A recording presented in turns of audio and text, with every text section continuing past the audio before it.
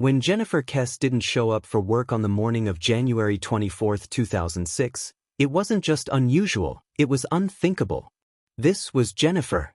She was the kind of person who set her alarm 10 minutes early, ironed her clothes the night before, and still managed to check her emails over coffee. Reliable. Independent. Predictable, in the best possible way. So, when the clock struck 8 a.m. and her phone went straight to voicemail, her coworkers felt that first chill. Something wasn't right. By noon, her family knew it. And by sunset, Orlando police were standing in front of her condo, the one she'd just bought 6 months earlier, looking at a locked door that held no answers. Jennifer's story begins in the heart of Orlando, Florida, the land of sunshine and family vacations. But in 2006, her quiet condo complex sat near a stretch of road under heavy construction, the kind of place where new buildings went up fast and the faces around you changed even faster. Jennifer, just 24 years old, had finally found her footing. She had a stable job at Central Florida Investments, a boyfriend she adored named Rob, and a brand new home that symbolized everything she'd worked for. Her life, from the outside, looked perfectly in place.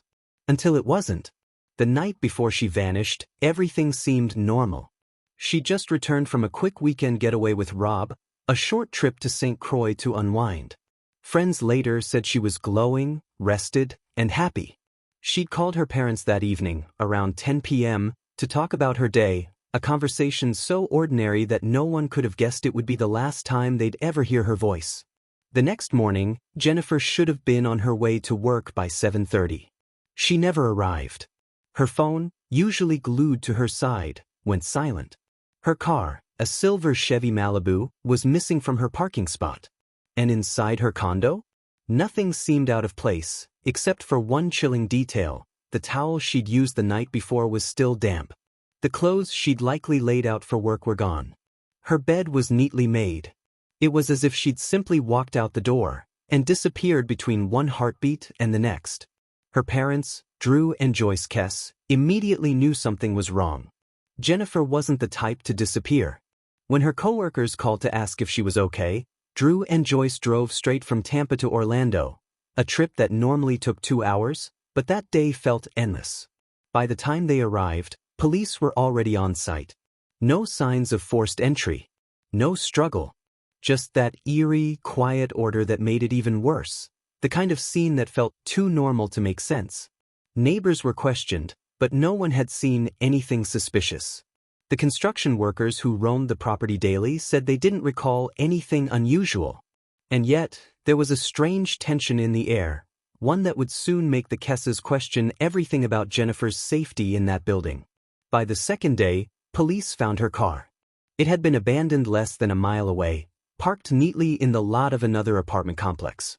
But what made the discovery haunting wasn't where it was how it was left. The driver's seat had been pushed back, too far for Jennifer's height.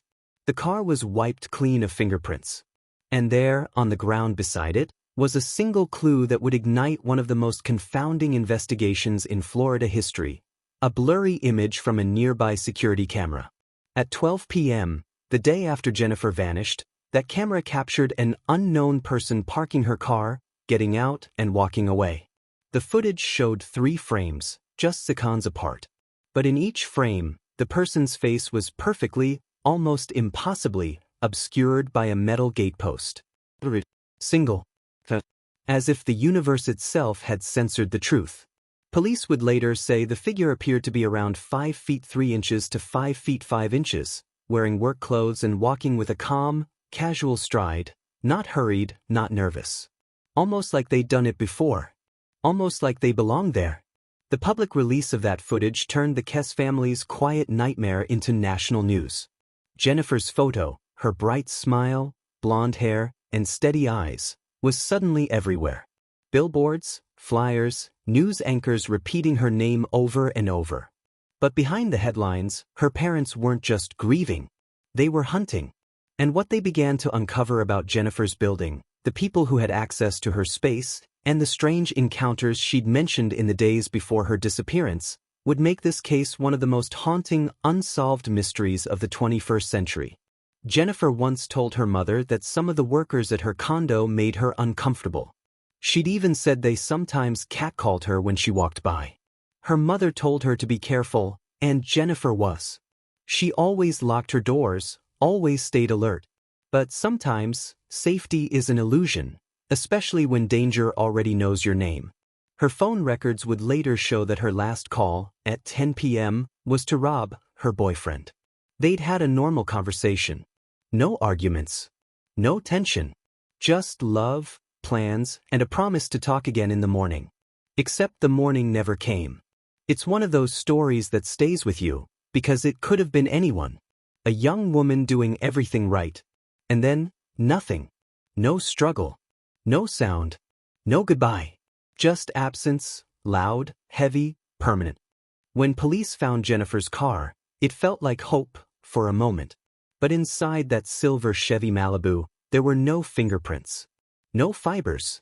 No sign of a struggle. Just a faint dusting of someone else's touch, wiped clean, methodically. The vehicle had been left in the Huntington on the Green apartment complex, less than a mile from Jennifer's condo at Mosaic at Millennia. The area, locals said, had a reputation. Petty theft, squatters, and transient workers were common there. But the person who parked Jennifer's car didn't act like someone scared of being caught. They walked away calmly. Almost peacefully. Detectives began piecing together the timeline. Jennifer spoke to her boyfriend, Rob, at around 10 p.m. She likely went to bed soon after. The towel in her bathroom was damp, her work clothes missing. It looked like she'd gotten ready for work that morning, but never made it out the door. Which meant, whatever happened, likely happened before she ever reached her car. For investigators, that narrow window, between 7 a.m. and 8 a.m., became everything. They canvassed her complex, searching for anyone who might have seen her that morning. But Mosaic was under renovation at the time, filled with construction workers, painters, contractors.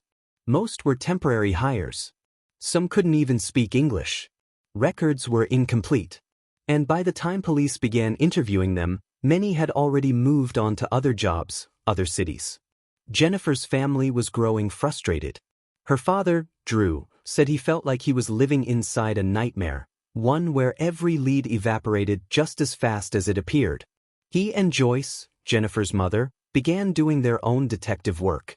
They went door to door, passing out flyers, questioning people themselves, pushing for attention the case wasn't getting fast enough. And soon, the Kesse family learned something that would forever haunt them.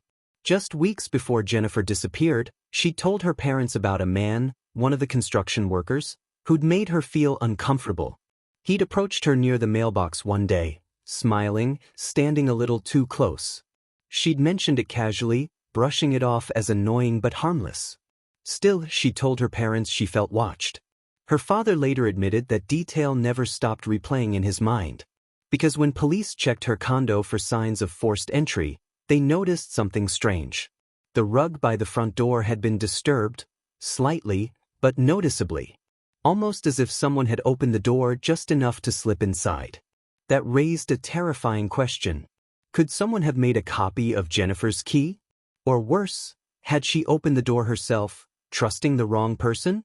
As the hours turned into days, Orlando media swarmed the story. A missing young professional. A safe neighborhood. A family desperate for answers. It had all the hallmarks of a mystery America couldn't look away from. Tips began flooding in, hundreds of them. Some said they saw a woman matching Jennifer's description in gas stations, in malls, in nearby towns. Others claimed she'd been kidnapped, trafficked, or even killed and buried near construction sites. But every time police checked, the leads led nowhere. No solid evidence. No confirmed sightings. Nothing that could be proven. And then came the surveillance footage, the one that would define this case. At 12 p.m., one day after Jennifer vanished, a security camera at Huntington on the Green captured her car being parked. The footage wasn't perfect. In fact, it was a nightmare for investigators. The lens caught just 3 frames of the person walking away from her vehicle. Each time, a metal gate post blocked their face entirely. Frame 1, gate. Frame 2, gate. Frame 3, gate. A perfect alignment, down to the inch. The person's clothing was strange too. Baggy, dark work clothes, mid-calf boots, like someone dressed for a construction site or maintenance job. Their walk was casual, their posture relaxed. There was no visible panic, no sign of urgency. Whoever they were, they just parked a missing woman's car and walked away like it was nothing. FBI experts analyzed the footage frame by frame, but it offered no clear answer. They couldn't even confirm the person's gender. Too much distortion. Too little light. Still, one unsettling detail stood out: the stride. The person's arm swing. Body language analysts estimated the figure could be male, between 5 feet 3 inches and 5 feet 5 inches tall, but that was it. No face. No name. No identity. Meanwhile, Jennifer's family refused to sit still. They organized searches, combed through lakes, fields, and construction zones with volunteers and dogs. Helicopters scanned nearby woods. Nothing. Every road led to a dead end. The media attention kept the story alive, but each interview carried more pain than hope. Jennifer's parents spoke to anyone who would listen. "We just need her home," they'd say. But as weeks turned into months, and months into years, it became clear. This wasn't just a disappearance anymore. It was a void. Detectives began exploring alternate theories. Was Jennifer abducted by someone she knew? Or was it a crime of opportunity? A stranger who watched her routine, waited for the right moment, and struck as she left for work? Her phone, purse, and keys were gone, but none of her bank cards were ever used. Her cell signal vanished at 10:40 p.m. the night before she was reported missing. There were no ransom calls. No suspicious financial activity. Just silence. Some believed she'd been taken by someone working in her building. Others thought it was a robbery gone wrong. A few even wondered if she'd been stalked. But police couldn't prove any of it. And without a body, there was no crime scene.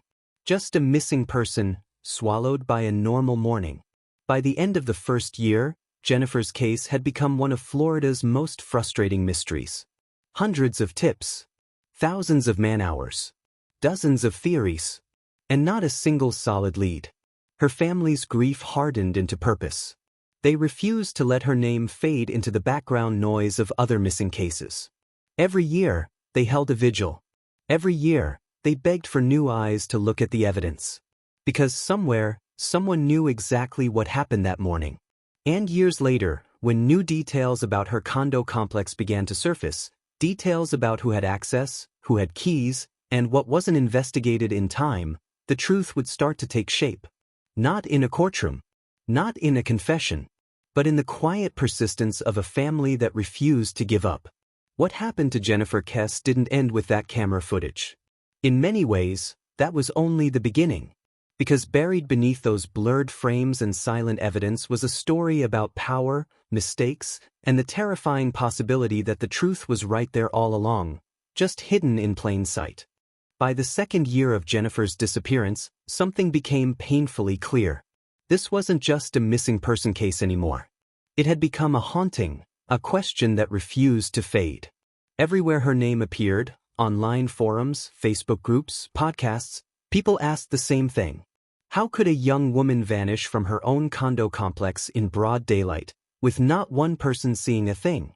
The theories started small, and then they spread like wildfire. The first and most obvious theory focused on the hundreds of construction workers renovating Jennifer's building. At the time, Mosaic at Millennia was a half-finished property.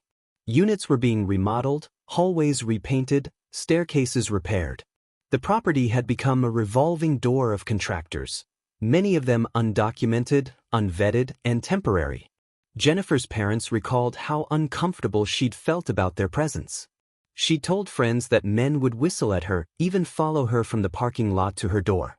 One night, she mentioned feeling like eyes were on her when she left for work early in the morning. But when police looked into the contractor records, most were gone. No names. No addresses. No logs. In a matter of days, any lead that started there evaporated. The theory still lingered, that someone inside the complex had been watching her routine, waiting for the perfect moment. Someone who knew exactly when she left for work. Someone who might have copied her key. But there was no proof. And worse, no follow-up. Years later, private investigators hired by Jennifer's family discovered that law enforcement hadn't fully interviewed every worker, nor had they properly secured the site in those first crucial hours. A mistake that, in hindsight, may have cost them the truth forever. The next theory pointed to Jennifer's relationships. At the time of her disappearance, she was dating Rob, a man who lived 3 hours away. They'd spoken the night before she vanished. By all accounts, the relationship was solid, though distance created tension. Police interviewed Rob thoroughly and cleared him almost immediately. His phone records and alibi checked out. But some online investigators still weren't convinced. Why, they asked, was he so calm in interviews? Why didn't he drive to Orlando sooner? Theories like these, fueled by speculation, not evidence, often catch fire on the internet. And Jennifer's case was no exception. There was also talk of an ex-boyfriend. One who, according to friends, didn't take their breakup well. Police investigated him too, but again, no solid evidence tied him to her disappearance. Still, the idea that Jennifer may have known her abductor, that she might have opened the door willingly, haunted everyone. Then came the third possibility, the one no one wanted to believe. That Jennifer had been taken by a complete stranger. Orlando, at the time, had a rising rate of opportunistic crimes. Abductions from parking lots. Women followed home from gas stations. It wasn't common, but it happened. If Jennifer was attacked on her way to her car that morning, it could explain the lack of a struggle in her condo. It could also explain why her phone and purse vanished with her. The grainy footage of the figure walking away from her car seemed to support this theory. They moved with a strange calmness, as if the entire act had been rehearsed. But again, without a face, without DNA, without a confession, it remained just that, a theory. What made Jennifer's case especially tragic wasn't just the disappearance. It was how quickly potential evidence was lost. In the first 48 hours, her car sat untouched in a tow yard, before anyone realized it might be connected to her case. That delay alone could have erased vital forensic clues. The crime scene at her condo wasn't sealed off properly. Family members, friends, even police walked in and out before it was fully processed. Every movement, every footprint risked contaminating the scene. And the security footage, one of the most crucial pieces of evidence, was released to the public too late after countless theories had already twisted the story. Each mistake compounded the mystery. Each delay made finding the truth harder. To this day, Jennifer's family believes that had those first 2 days been handled differently, we might already know who that person was in the video. Over time, the official investigation slowed. Detectives were reassigned. Leads went cold. But Jennifer's parents, Drew and Joyce, never stopped. They hired private investigators. They created a website, a tip line, even a reward fund. They appeared on national television, begging anyone who knew something, anything, to come forward. Their persistence led to small breakthroughs. A new witness claimed to have seen a suspicious vehicle near Jennifer's complex days before she vanished. Another said someone was cleaning out one of the unoccupied units around that same time. Individually, the details meant little. But together, they painted a chilling picture that Jennifer's abduction may have been planned, not random. Nearly 2 decades have passed, and Jennifer's face remains frozen in time, smiling in every photograph, her eyes full of life. Her parents, still relentless, continue their search. They've turned their grief into advocacy, pushing for reform in how missing persons cases are handled. And because of them, Jennifer's name has never faded. Her story lives in podcasts, documentaries, and YouTube investigations, each one trying to do what police couldn't: bring her home. Even now, her case draws new eyes online: amateur sleuths, retired detectives, even AI facial recognition experts still studying that blurry footage frame by frame, hoping to catch something everyone else missed. And that's why her story endures. Because Jennifer Kesse didn't just vanish. She became a symbol of what happens when justice moves too slow, and how love refuses to die. If you've made it this far, take a second to like this video. It helps Jennifer's story stay visible. Subscribe if you want to hear more real-life mysteries like this one. And most importantly, if you know something about Jennifer Kesse, Contact Orlando PD or the Kesse family tip line. One tip could change everything. It's been nearly 20 years since Jennifer Kesse vanished from her Orlando condo. 20 years of birthdays missed. 20 Christmas mornings where an empty chair still waits at the family table. For most people, time dulls the pain. For Jennifer's parents, it only sharpened the questions. Drew and Joyce Kesse never stopped asking why. Why wasn't her car processed sooner? Why did the construction site records vanish? Why did it take months for detectives to release the footage that could have changed everything? Every anniversary brought new headlines, new theories, new hope, and new heartbreak. In 2019, the Kesse family did something few families ever do. They sued the Orlando Police Department. Not for money, but for access to Jennifer's entire case file. After years of polite requests and promises that went nowhere, they realized the truth. If they wanted answers, they'd have to find them themselves. The lawsuit dragged on for months, and when it finally settled, the Kesses were given something extraordinary: over 16,000 pages of documents, photos, and recorded interviews. For the first time, they saw the investigation from the inside. What they found broke their hearts all over again. There were leads that had never been followed.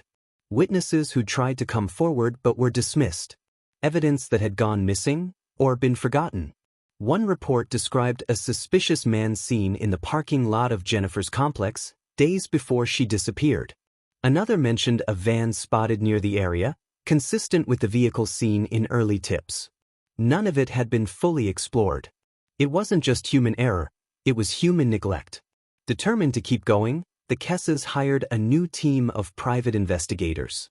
This time, led by people who understood cold cases, retired homicide detectives, forensic analysts, even data experts. They began re-examining everything. Jennifer's route to work, her digital footprint, phone pings, old surveillance. And slowly, patterns started to form. They found that Jennifer's car had been parked at the Huntington on the Green apartments just a mile from her condo, a place known for criminal activity at the time. Why risk leaving the car so close unless the person knew the area? The theory resurfaced.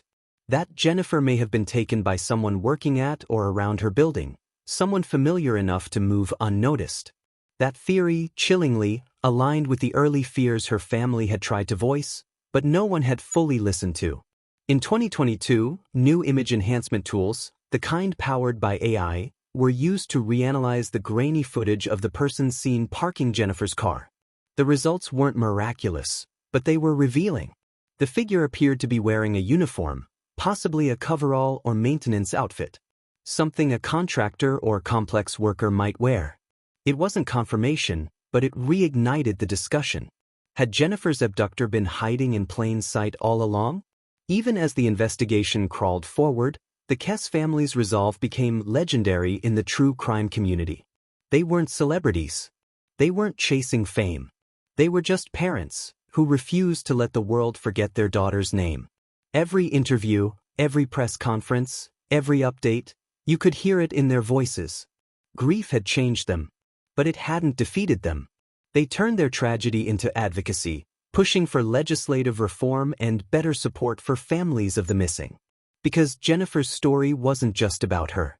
It was about every family who's ever been told to wait and see. To this day, Jennifer's face is still on billboards, in online forums, and across social media. Her case still trends whenever there's an anniversary, or when new technology promises to re-examine old evidence. But for the people who knew her, the focus isn't on the mystery. It's on the memory. Jennifer was more than a missing person. She was kind, ambitious, meticulous, and full of life. Her friends remember her as someone who planned everything, the kind of person who made the world feel safer just by being there. And that's what makes her disappearance so haunting. Because if Jennifer Kesse could vanish, anyone could. In one of her father's interviews, he said something that lingers long after the cameras stop rolling. People always ask how we keep going. The truth is, what choice do we have? She's our daughter. And until we bring her home, there's no finish line. It's the kind of love that defies logic. The kind of pain that never ends. But also, the kind of hope that refuses to die. If you've made it this far, thank you. Stories like Jennifer's deserve to be told, not as entertainment, but as a reminder of how fragile life and justice can be. If this story moved you, please share it. Like the video, subscribe, and help keep Jennifer's name alive. Someone, somewhere, knows something. And maybe, just maybe, your share is the one that finally reaches them.